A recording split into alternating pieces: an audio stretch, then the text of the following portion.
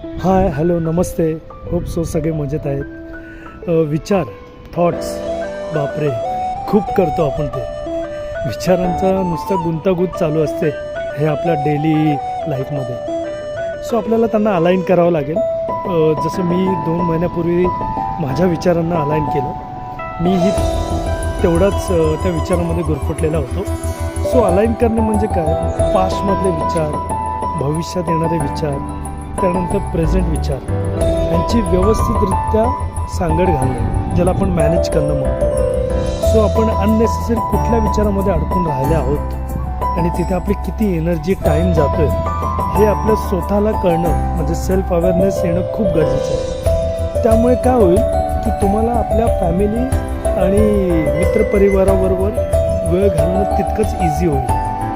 तुम्हाला ज्यामध्ये इंटरेस्ट आहे त्यामध्ये वेळ देता येईल.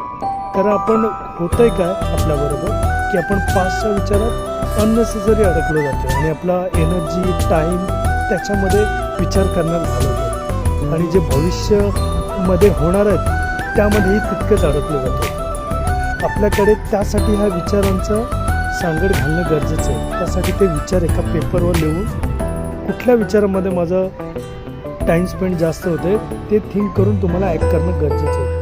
सो थँक्यू मला ऐकण्याबद्दल. Bye, see you soon.